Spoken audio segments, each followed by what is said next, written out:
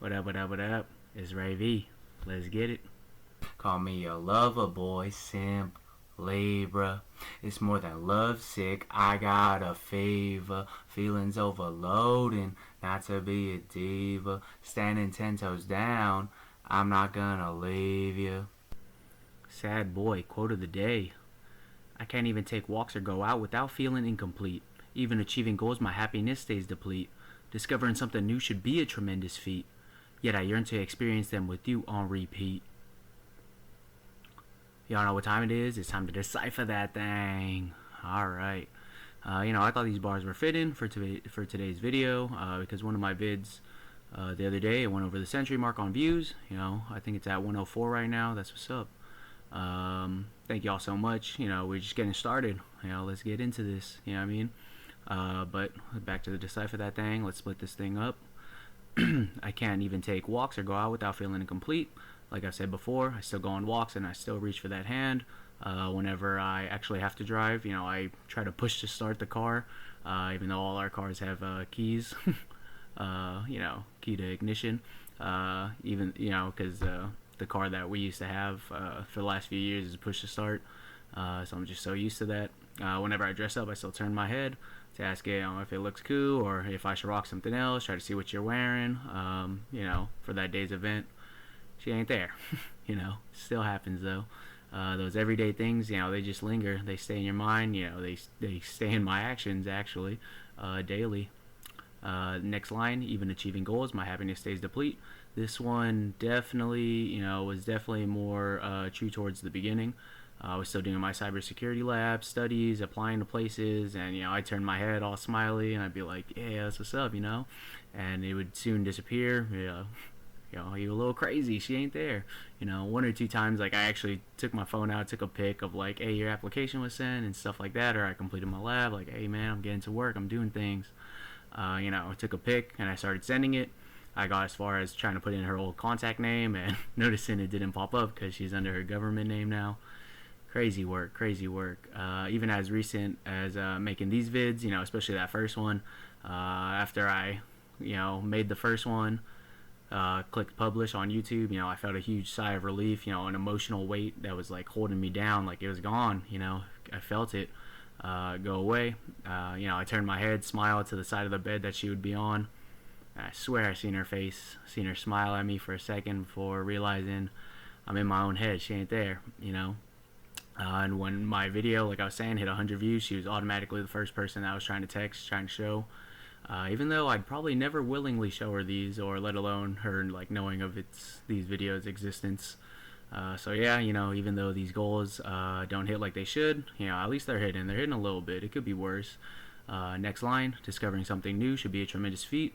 All those random things, that I was talking about before, like using my left hand more, slowing my daily actions down, like walking, eating, all that stuff, the shower and stuff, new workouts, etc. All that stuff should feel good, but they just don't. Well, they do, but they don't. They should hit better than they're hitting right now, if you can comprehend that, if that makes sense. Last line, yet I yearn to experience them with you on repeat. Yearning, all those things, I want them all, but not just that, I want them all with her, not just one. I need, not once, on repeat. To yearn like this is one of the wildest and trippiest things that has messed me up so far. Normal daily activities, achievements, discovering, all that, all things that should give me dopamine hits on their own. Nah, not for me right now. Not yet. Hopefully though, but not yet. Alright, the F ain't for feels though, it's for fantasies. So let's get into our deepest fantasies, baby. Alright, I keep forgetting to do the comment section. So comment section, we got PJ Redacted asks, in a 2QB league, I feel like it's impossible to win a ring the first year if you don't spend a first or second on a QB. Can you think of any dynasty leagues you are in where this had happened? This guy seems to be asking a very pointed question here. Just wants a very nice reply. But I was saying that there's no way, like, that's impossible. I did have this one league where only 3 of the top 10 picks in the first round were used on a QB in a SuperFlex league. It's ridiculous. The guy who won didn't even draft a QB till the 6th round. Elite ball knowledge on his part, it must be said. But realistically, the first year should be the most up for grabs season of all. Realistically, even though that guy was trying to feel himself right there. PJ Redacted also asked, seems like Addison may be too risky even as a buy low candidate based on his off-field issues. Would Addison for Rashee Rice or Rome Odunze make sense? I think Addison's off-field issues are not as bad as Rashee Rice's. Definitely not as bad as that. But I would say that Rice is a better fantasy player right now and definitely better value. In theory, both Rome and Rice definitely have more value fantasy-wise, dynasty-wise, than Addison by their name value alone and where they are in the rankings. So, if you could somehow maneuver your way for a 1-for-1 for either of them, I totally would. I totally would, regardless of how I've talked down on both of them recently. And then I would just play the market in season, and sell high. Get rid of all these guys. Take your profit and walk away. Some of these guys look like ticking time bombs. Some of these guys look like they might be their last good year or a good peak value. This season production, though, I would have Rice, Addison, Odunze. I really think Addison's going to play well with Kyler Murray, play really well. They're going to double up JJ, and Addison's just going to be open all the time. Odunze, I just feel like they won't throw enough. Like I've been saying before, Bears won't throw enough, and if they are throwing, they're going to give it to Burden. Next comment, Jordan right here says, "This is fire, bro." Hey, shout out Jordan, y'all. Shout out Jordan. Alright, today though, we are going to start to go over the incoming rookies, where I currently have them ranked right now prior to the NFL draft. Doing an analysis prior to the NFL draft will help us with the pros and cons of the rookies without team biases or narratives. We'll be ranking them in a SuperFlex format, so in all 1QB leagues, you just move it's the same thing, you just move the QBs down a little bit, and I'll specify when I have to. We'll start with these top 6. We'll do the first 6 of SuperFlex ranking or SuperFlex draft, and we'll continue the first round on another day. With the 101, we got Jeremiyah Love, running back, Notre Dame. Last season, he had 199 carries for 1,300 yards, 1,372 exactly, 18 touchdowns, and a 6.9 yards per carry, and he had a long of 94. He also had 27 receptions for 280 yards, 3 touchdowns, and an average of 10.4 a catch. He's the clear-cut number 1, clear-cut 101 in all formats. He has a 3-down skill set with speed. He's also explosive. He's a smooth-cut runner with receiving upside. He's expected to go within the top 7 picks in the NFL draft. Saints and Chiefs at picks 8 and 9 respectively didn't think they'd have a chance to draft Love, so they signed Travis Etienne and Kenneth Walker ASAP. He should land with the Titans at 4, Giants at 5, or Commanders at 7. It's also possible that another team trades up for him too. Any of these backfields right now, he would immediately take over and produce. He should have a better rookie season than Ashton Jeanty did last year, especially since the Raiders' offensive line and QB play were ridiculously bad last season. I could totally see him with 275 plus touches and a top running back 8 fantasy finish this year. His floor would probably be around 200 touches, around a mid running back 2 with RB1 spike weeks. If he gets stuck in a committee somehow or something like that, a 1-2 punch and it's like a 60-40 rather than him being the bell cow he needs to be, or bell cow that he is. In dynasty terms, he'd be an anchor for your team and would easily give you 3 to 5 years at the running back position, even though we should only be looking at 1 to 3 years at a time in dynasty. If somehow you can give up 2 firsts for him, and and the 101 owner bites, I would send it. Even 2 firsts and throw in like a role player or like a decent player, I would send it. This guy is, I wouldn't say generational, but he's going to be good. He's going to be right up there, immediate starter and everything, immediate producer. If you combine this 2026 rookie class with next year's 2027, he would still be the best running back prospect overall. So at the 102, I have Fernando Mendoza, QB out of Indiana. He was 273 out of 379 passing, 72% completion percentage for 3,535 yards, 41 touchdowns, 6 picks. He had 90 carries for 276 yards and 7 touchdowns as well. Heisman winner Mendoza is a pocket passer with mobility to scamper for extra yards or extend plays. He has an NFL-sized frame and will be capable of handling the volume. His arm talent, composure, and intermediate accuracy are his best traits. He's projected to be the 102 for me because, quarterbacks in SuperFlex leagues, they just have the value, and he should be a long-term starter, getting better each year, and his value increasing each year. Being comfortable attacking the intermediate areas means that there shouldn't be many 3-and-outs, and their drives should be extended routinely, meaning more passing for fantasy points all game long. He has shown poise under pressure and doesn't panic when plays break down. This helps getting those extra fantasy points when his team is losing and they're in comeback mode.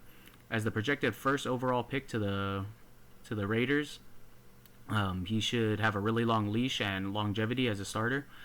With Kirk Cousins already said to be the starter, Mendoza might fall past the 102, and that would be a steal. He is projected to sit all year long and learn under Cousins, but that'll definitely help him transition better without getting too beat up behind that line in his rookie year. He will sit on your taxi squad all year long, but the value will remain. A comp I can see and agree with is Dak Prescott, pre-injury of course. Dak used to scramble a lot and extend plays and drives and was a great game manager, all while still producing well in fantasy. Even if you don't need QB help, his value will stay insulated throughout the season and will actually increase during next offseason. Without taking a single NFL starting snap as the hype for him starts to emerge. And just a friendly reminder: if you draft a player for trade bait, especially a QB in a 1 QB league specifically, please actively be trying to trade. Do not just have T-Law on your taxi squad while you already have Lamar Jackson in a 1 QB league and wait for someone to try and take him off your hands. That specific situation actually happened to me in a league I was in. Fun fact: I ended up trading Derrick Henry for T-Law on his first, and his first ended up being the 101, and that was Bijan. Too easy. At 103, I got Carnell Tate, wide receiver, Ohio State. He had 51 receptions for 875 yards, 9 touchdowns. His numbers don't pop off the stat sheets, but that is definitely due to his situation of a deep wide receiver room at Ohio State, rather than the lack of talent. He's the most NFL-ready wide receiver prospect this season. He's the safest wide receiver in this class as well. He has shown elite efficiency, strong hands, and an NFL-ready profile. He is also the odds-on favorite to be the first wide receiver off the board in the NFL draft. He should have a high floor as an alpha wide receiver with long-term wide receiver upside. His prototypical NFL wide receiver frame paired with his polished route running and body control makes him a true alpha wide receiver prospect, the kind that NFL teams can truly build their passing game around.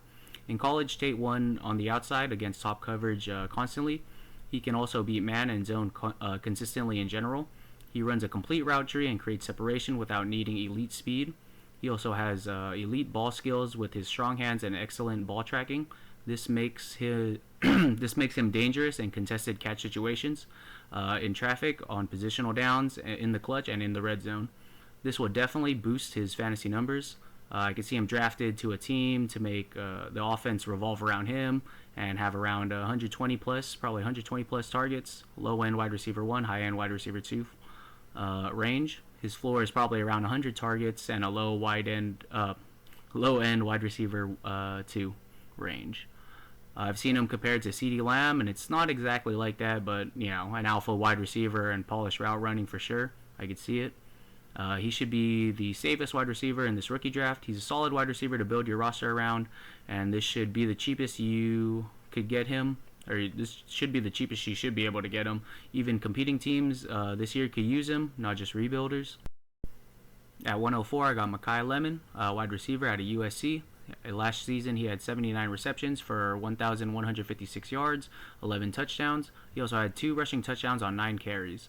He's a dynamic route runner with elite hands. He has shown big production and versatility, playing both in the slot and outside. Projected to go as high as the second or third wide receiver in the NFL draft, but he should still have huge upside. He has the best blend of ceiling and PPR upside in the wide receiver class. He should be able to win off the line consistently, and will be a QB-friendly, high-volume, target-earning safety blanket. His strong hands and ability to create separation at all levels will make him reliable in traffic, positional downs, and the red zone especially. More catches and more touches spells well for fantasy production. Being versatile in both slot and outside, his landing spot shouldn't really matter as long as the QB is competent and, should be able to throw a check down. This means that he can get on the field easily and in multiple ways. Best case scenario is he's an immediate starter with 110 plus targets and ends this season with a high-end wide receiver 2 finish. His floor would probably be around 90 targets and a wide receiver 2-3 range finish. I've seen people comp him to Amon-Ra St. Brown, and I could see it. He will be able to abuse PPR formats and could end up with a higher floor than Tate due to him not having to play the alpha role. Competing teams can have him in their starting rosters, while rebuilders will watch his value increase during the season. At 105, I got Jordyn Tyson, wide receiver, Arizona State. Last season, he had 61 receptions for 711 yards, 8 touchdowns, and also had a rushing touchdown on 2 carries. I've seen people rank him as high as the wide receiver 1 of the class, and as the wide receiver 2. He's definitely the most explosive and has the most yak upside, but he does have a tricky injury history. But we're playing Dynasty, so injuries shouldn't scare you off too much. As an explosive playmaker with strong yak ability, Tyson will excel in screens, crossers, and deep shots. His burst, acceleration, and run after catch should be seen every time he touches the ball, and that should definitely be his bread and butter. Short catches and design plays will also give him a chance to get a big gain or touchdown, especially with his explosive speed. He can win both short and deep, giving him week-winning spike potential. In theory, he has the highest ceiling of all the wide receivers in this draft. Scared money don't make money, baby. His best case scenario would be if he becomes the featured weapon in an offense, then he would have around probably 100 plus targets with many designed plays. He would end up around high-end wide receiver 2 with many spike weeks. His floor, though, should be around 70 targets, and he just becomes a take the top off type of player, type of wide receiver 3 with boom weeks.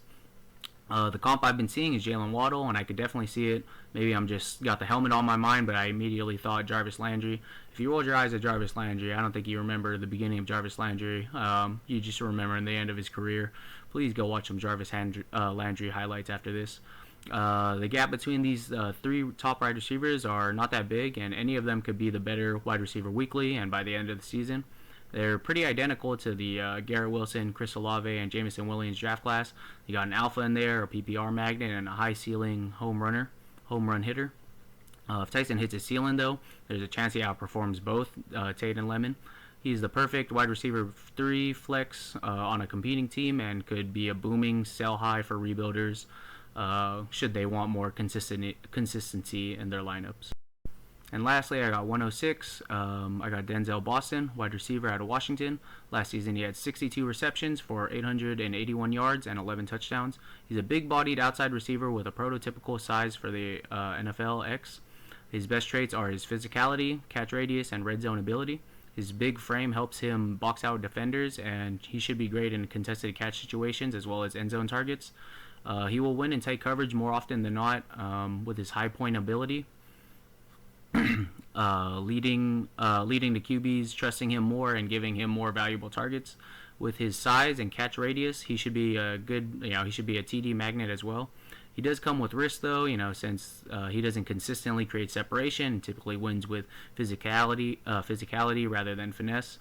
His best case scenario would be becoming an immediate red zone threat and have that role for his offense. You can see 6+ touchdowns as a rookie, as a wide receiver 3 with spike weeks. His floor could be pretty bad, maybe a rotational outside wide receiver, meaning a wide receiver 4/flex production. His comp would probably be a not as good Mike Evans if he was a wide receiver 2 of his own team, especially in the red zone. But another comp I have been seeing is Mike Williams type, big play, touchdown heavy wide receiver 2. And I could definitely see that. I could see something in between. At a mid first round pick, Boston has a decent amount of risk on him. He may simply sit on a contender's taxi all season long, while rebuilders probably look to sell him in season for anything higher, especially if they don't believe or they just don't like the NFL team or the offense that he's drafted to. Hope you guys liked my in-depth analysis on the first 6 picks of a SuperFlex rookie draft prior to the NFL draft. Just a reminder that this is for SuperFlex leagues. In 1 QB, I would not take Fernando Mendoza anywhere near the top of the first. I'll get to that when I get to that. Probably the next video. I hope you guys learned something new, or you get hyped and you watch these guys' highlights until the NFL drafts. Hey, and don't forget to do your daily dose of sending a trade. Send it. That's all for today, though. Don't forget to like, comment, and subscribe. And remember, rebuilds fade, dynasties reign.